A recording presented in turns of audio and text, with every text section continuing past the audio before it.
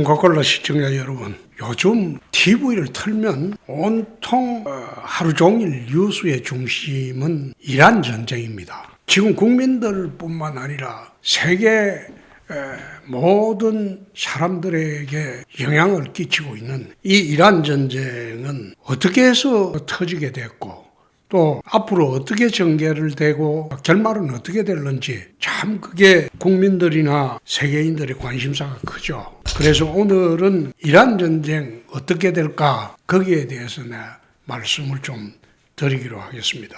요즘 세계는 신제국주의 시대라고 제가 아마 6개월 전에 한 이야기가 있습니다. 요즘은 19세기 말부터 20세기 초에 세계 열강들이 지구 전체를 식민 지배를 해왔던 그런 제국주의 시대의 재편이 되고 있는 신제국주의 시대가 되었죠. 가장 비근한 예로 우크라이나 전쟁을 우리가 보면 1994년도 12월에 헝가리 부다페스트에서 영국, 미국, 러시아가 소련으로부터 독립한 우크라이나에 대해서 독립 당시에 우크라이나는 세계 3위의 핵강국이었어요. 1위가 미국이고 2위가 러시아고 3위가 우크라이나고 한참 떨어져서 4위가 중국이었어요. 그만큼이나 핵무기가 많았는데 미국, 러시아, 영국이 부다페스트에서 각서를 써줍니다. 핵 포기를 하면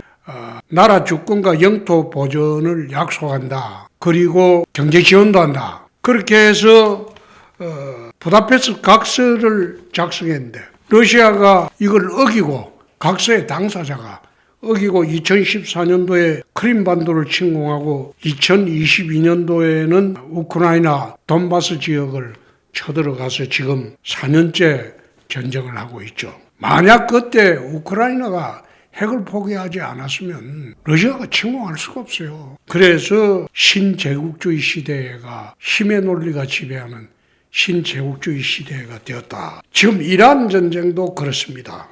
미국과 이란 간의 관계를 쭉 살펴보면 1950년대부터 1970년대까지 중동의 거점이 미국의 거점이 이란이었습니다. 팔레비 왕조 때죠. 팔레비 왕조 때 구소련의 남하를 막는 거점이 이란이었어요. 그래서 미국과 팔레비 왕조가 아주 긴밀했습니다. 미국이 그때는 원자력 발전소도 건설해 줬죠. 이란에. 아주 긴밀했어요. 또 미국의 석유는 그게 경질유입니다. 아주 고급 제품이죠. 그러나 중질유인 중동석유를 수입 안 할 수 없는 게 거기에 나프타하고 여러 부산물이 나옵니다. 그러니까 이란 석유도 수입하고 그런 관계로 아주 좋았죠. 그러나 이란이 1979년도 이슬람 혁명을 합니다. 팔레비 왕조를 무너뜨리고 이슬람 혁명을 하면서 호메이니가 이제 등장을 하죠. 그래서 이란은 세계 최초로 신정정치 시대를 엽니다. 이 신정정치라는 것은 고란을 근거로 해서 나라를 통치하는 겁니다. 형식상으로 의회도 있고 대통령도 있지만 그것보다도 그 위에 최고 지도자라는 이름으로 북한 같죠. 아야툴로 호메이니가 이제 등장을 했죠. 등장을 하니까 한때 우리나라에도 골프장에 가면 호메이니 골프도 있고 또 호메이니 고수톱도 있고 그랬죠. 자기 마음대로 하는 거.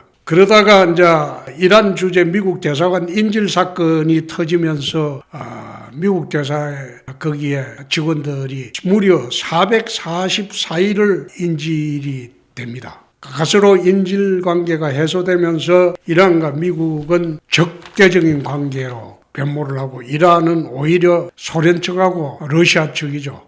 협조를 하게 되었죠. 2002년도 부시 정권이 이란을 악의 축으로 규정을 하고 난 뒤에 핵개발 의혹이 터지면서 경제제재를 시작을 합니다. 이 미국이 경제제재를 북한도 지금 하고 있는데 북한은 경제제재가 그리 심각하지 않은 게 이미 북한은 폐쇄국가예요. 폐쇄된 국가예요. 그렇지만 이란이 경제제재는 굉장히 이란이 힘들어합니다. 그래서 이걸 풀기 위해서 2015년도에 오바마 정권 때 핵개발 중단을 하고 제재 완화를 하기로 합의를 합니다. 그렇게 이제 미국과 이란 간의 관계가 잘 돼가나 싶었는데 2018년도 트럼프가 들어와서 오바마와 이란이 맺었던 핵 합의를 폐기를 합니다. 그 폐기를 하고 제재를 강화를 합니다. 그리고 2020년도에 이란 혁명수비대 지도자인 솔레이마니를 드론으로 폭사를 시킵니다. 저격을 하고. 그거 아마 여러분들도 TV에서 봤을 거예요. 이게 드론 조종한 게 그게 미국 애리조나주 공군기지에서 조종했다는 말도 있습니다. 지구 반대편에. 그래갖고 이란의 혁명수비대의 지도자인 솔레이마니 장군을 폭사를 시킵니다. 이번에 트럼프가 이란을 공격을 하게 된 배경을 보면 첫째, 트럼프는 오바마 정권이 한 합의가 마음에 들지 않는다.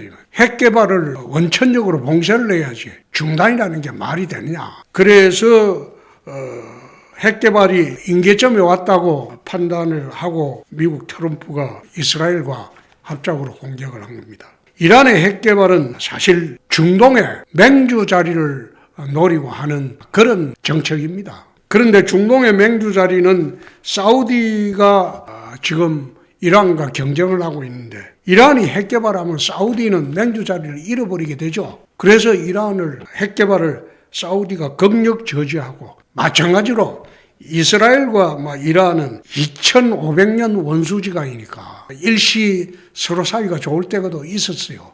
그렇지만은 2500년 원수지간이니까 같이 이제 합작해서 공격을 한 거죠. 사우디는 이슬람교의 수니파의 맹주고 이란은 시아파의 맹주입니다.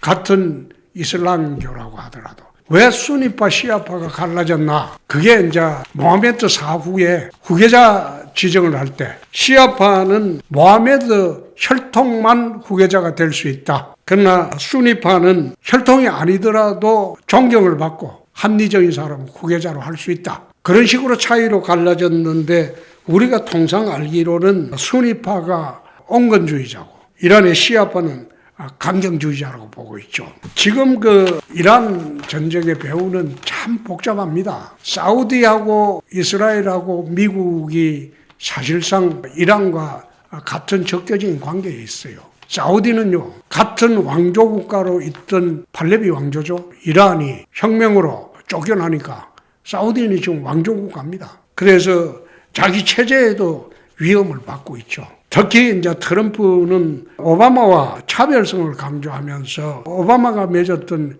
핵협정은 이거는 잘못된 거다. 미 국민들하고 세계에 알리려고 하는 그런 욕심이 있습니다. 그런데 지금 이란은 혁명 수비대를 중심으로 저항을 하고 있습니다. 이때 이제 우리가 좀 눈여겨봐야 할 게 이란 군의 이중 구조입니다. 이란은 정규군이 있고 혁명 수비대가 있는데 정규군은 대통령 지휘를 받고 있고 혁명 수비대는 최고 지도자 지금 모즈타바가 됐죠. 지휘를 받고 있는데 역할이 좀 틀리죠. 정규군은 국가를 보위하지만 혁명 수비대는 정권을 보위를 합니다.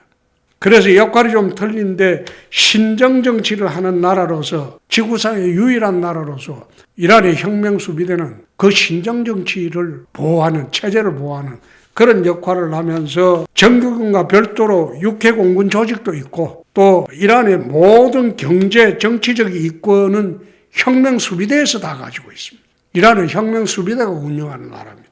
겉으로는 의회도 있고 대통령도 있지만 다 허수아비입니다. 특히 핵과 미사일은 혁명수비대가 장악을 하고 있어요. 지금 이란 전쟁은 정규군이라기보다도 혁명수비대가 하고 있는 겁니다.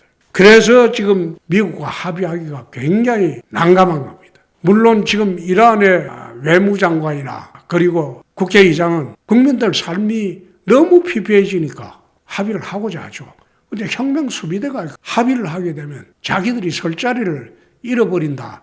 그런 생각을 하고 있다고 합니다. 그래서 미국이 해상과 공중봉쇄로 민생 파탄을 유도를 하고 그리고 다른 아랍 국가들처럼 민중 봉기를 유도를 해서 혁명 수비대를 붕괴를 시키고 정상국가로 전환을 시켜야 하는 이 절차가 있는데 이란의 저항에 과연 이런 절차가 성공을 할까요? 그런데 지금 이란의 상황은 1달러당 180만 리알인가? 그 정도로 이거는 마치 지금 짐바브웨처럼 그래 돼버렸죠. 화폐제도가 지금 붕괴가 돼버렸어요. 민생이 어려워요.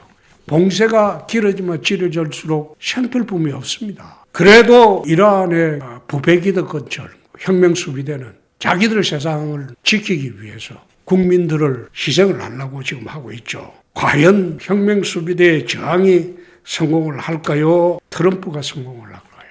트럼프는 어릴 때부터 자기가 가지고 싶은 거, 하고 싶은 거 다 한 사람입니다. 세상에 무서울 게도 없는 사람이에요. 아마 이번 이란전에 물러서지 않을 것으로 봅니다. 특히 앞으로 선거를 앞두고 있기 때문에 오바마 정권이 실패한 대이란 정책을 자기는 성공시켰다. 그걸 전국적으로 국민들에게 알려서 선거를 돌파를 하려고 할 겁니다. 아마 11월에 중간선거가 있죠.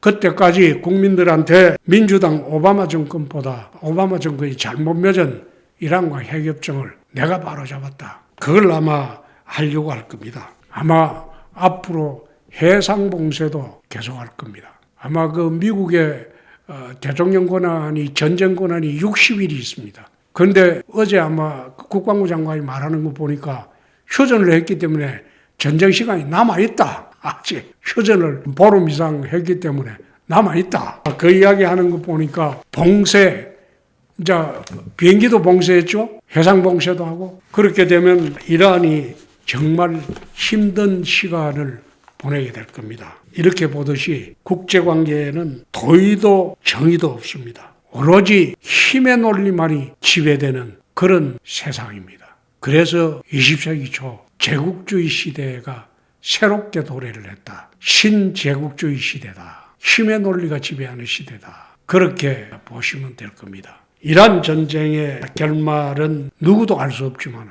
아마 이란이 트럼프의 저 압박을 견디기는 어렵지 않을까. 그래서 다각도로 지금 모색을 하고 있는 게 이란의 가장 큰 수입이 석유 수출인데 거기 봉쇄가 돼버리면 생산되는 석유를 어디에 저장하겠습니까? 저장할 데도 없어요. 그리고 해상봉쇄뿐만 아니라 공중봉쇄까지 해버리면 생필품이 문제가 될 겁니다. 민중봉기가 일어나지 않을 수가 없어요. 그래서 이란의 온건파들은 조속히 합의를 하자. 그리고 강경파들은 핵과 미사일을 그건 양보를 할 수 없다. 그렇게 지금 하고 있는데 아마 시간이 좀 걸리겠지만은 저는 트럼프가 물러설 사람은 아니다. 이렇게 보고 있습니다. 좀 설명이 제대로 됐으면 좋겠습니다. 감사합니다.